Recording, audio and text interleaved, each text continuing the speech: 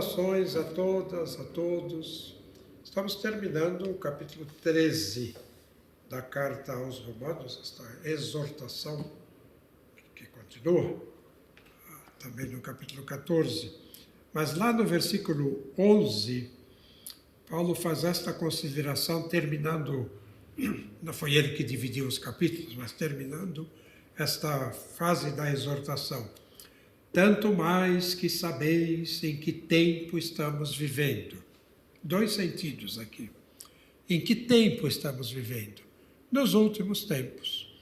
O tempo fechado do ciclo temporal da nossa existência se abriu para a eternidade. Aquela monotonia da semana fechada, primeiro dia, segundo, terceiro, quarto, quinto, sexto, sábado. Primeiro, segundo, terceiro, quarto, quinto, sexto, sábado. Primeiro, sempre a mesma coisa, sempre, se repete, sempre. Ele foi aberto com a introdução do oitavo. Entramos no oitavo dia.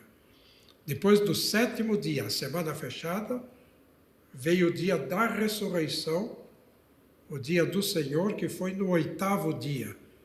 Exatamente depois da semana ter sido completada.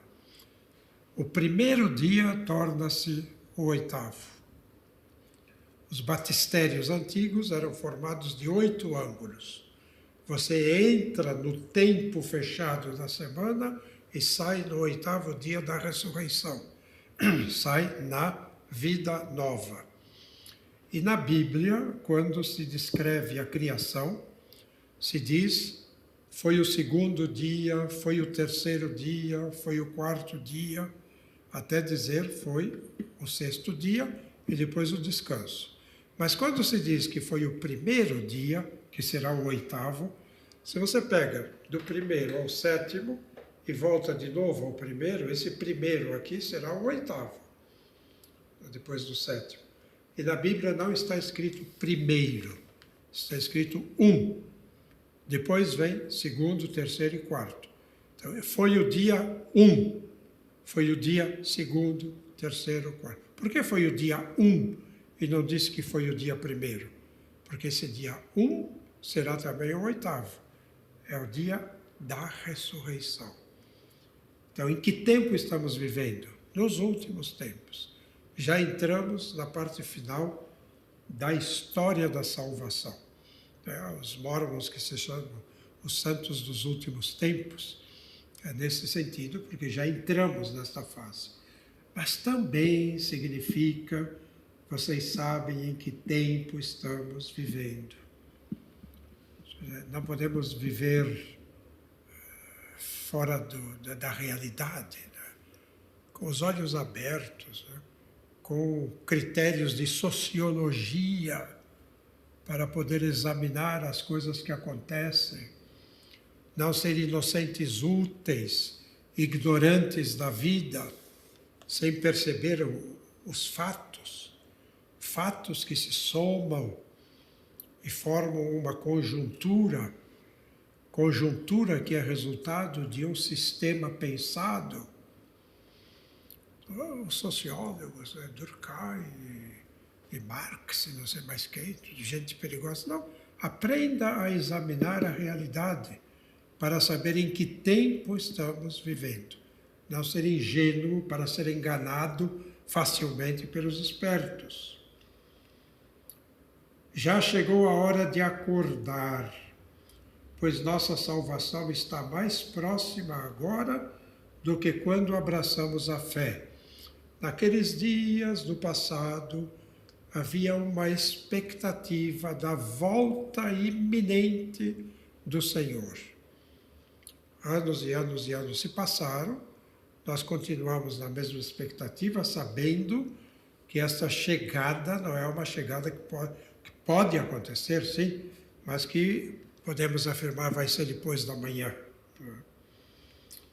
A noite avançou e o dia se aproxima.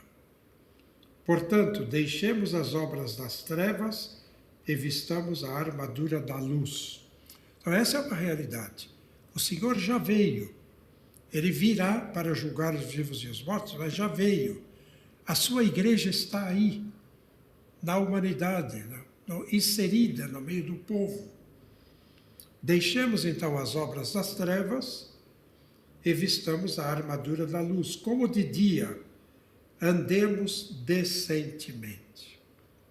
Então aí, muito prático, Paulo orienta os romanos, não viverem orgias e bebedeiras, nem em devassidão e libertinagem, nem em rixas e ciúmes, mas vestivos do Senhor Jesus Cristo, e não procureis satisfazer os desejos da carne.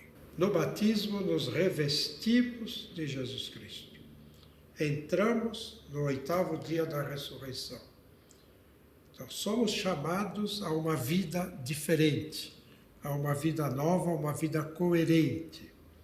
Não procureis satisfazer os desejos da carne. Esta má inclinação lá do capítulo 6 do Gênesis que está em nós. Esta dominação do pecado que muitas vezes nos esmaga. Ou então, esta nossa cabeça que possui uma capacidade de examinar o que está em volta de nós, mas que muitas vezes não funciona iluminada pelo Espírito de Deus, mas funciona simplesmente pelo impulso da natureza.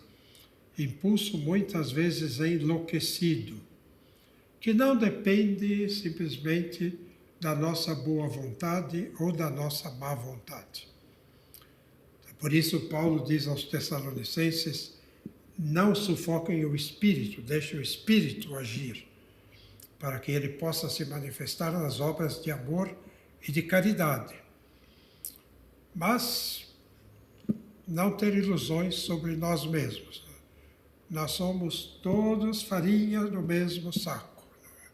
Somos todos pecadores e sempre ainda debaixo do poder do pecado que se abate sobre nós sem, contudo, dominar a graça, trevas que não são capazes de impedir o brilho da luz. Então a gente pode escapar. E se hoje demos um passo em falso, nós temos a graça de Deus para em seguida darmos um passo acertado. Ninguém é mal para sempre depois da vinda de nosso Senhor Jesus Cristo. A graça dele nos tira da dominação do pecado. Mas a natureza humana está aí. Paulo já disse no capítulo 7 desta mesma carta, eu vejo o bem e faço o que não é bom. Infeliz de mim quem me libertará deste corpo de morte? A graça do Senhor Jesus. Então nós temos que aprender a conviver com o joio, sem pensar, como ele dizia aí, que somos um trigo de belíssima qualidade. Não pense que você é melhor do que ninguém. Melhor é pensar que somos todos ruinzinhos e nos ajudar uns aos outros a dar os passos para frente. Mas aí vem meios que nos ajudam. Orgias e bebedeiras. Atrapalha a sua vida e a vida dos outros. Rixas e ciúmes. Então, nós todos precisamos de uma boa formação constante. E boa formação constante do caráter. Boa formação constante da espiritualidade. Constante. Não simplesmente de planos de pastoral ou de regulamentos e estatutos. Nós precisamos de motivações que tirem de nós o cansaço, que façam com que a gente se reanime e tome de novo o arado e entre no trabalho do Senhor. Senão entregamos os pontos facilmente. Muitas críticas se fazem a nós são legítimas, porque somos todos vítimas, todos, não apenas alguns, todos vítimas de algo que não nos ensinaram, de uma preparação que não nos foi dada para um estilo de vida que nos chamaram a viver. Para viver isto que Paulo está pedindo de nós, a gente tem que ser ajudado e formado.